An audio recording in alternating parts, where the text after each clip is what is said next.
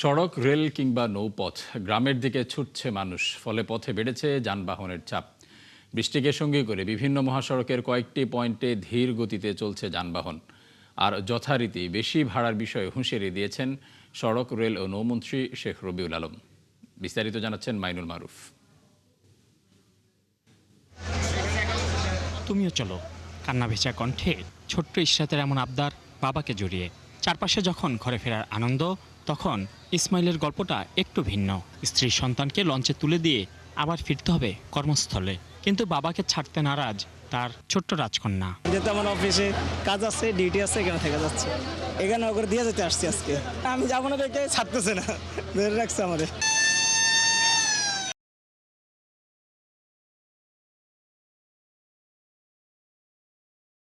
ইসমাইল থেকে গেলেও তার স্ত্রী সন্তান সহ দক্ষিণাঞ্চলের হাজারো মানুষ ছুটেছেন বাড়ির পথে।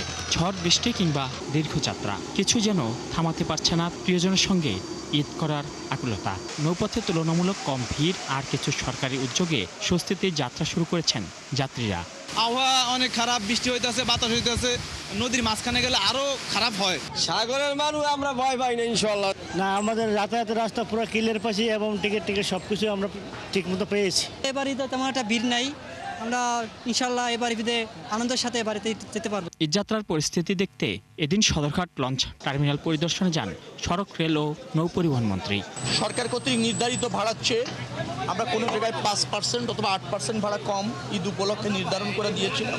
এর আগে সায়দাবাদ বাস টার্মিনালও পরিদর্শন করেন মন্ত্রী। সেখানে কয়েকজন যাত্রী অতিরিক্ত ভাড়া নেয়ার অভিযোগ তুললেও আগের তুলনায় ভোগান্তি কম বলেই জানিয়েছেন অনেকে।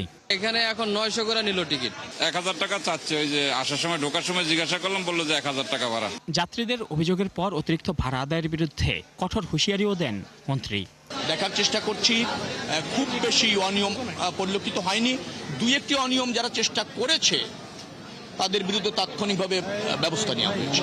নৌ ও সড়কপথের তুলনায় রেলপথে চাপ ছিল আরও বেশি। সকাল থেকেই ঢাকা ছাড়তে থাকা বিভিন্ন ট্রেনে ছিল উপচে পড়া ভিড়। কেউ অগ্রিম টিকিট কেটেও উঠতে পারেননি ট্রেনে, কেউ দাঁড়িয়ে গেছেন দীর্ঘ পথ। আর ঝুঁকি নিয়ে ট্রেনের ছাদে চড়েছেন অনেকে।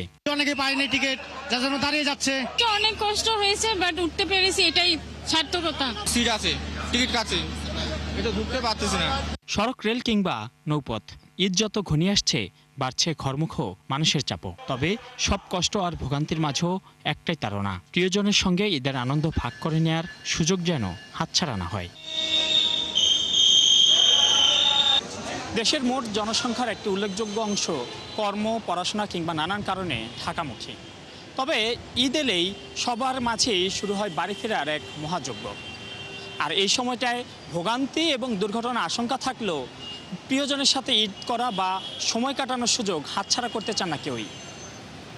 সবার ঈদ আনন্দে কাটুক, নিরাপদে পৌঁছাক প্রিয়জনের কাছে। মাইনুল মারুফ, ৭১, ঢাকা।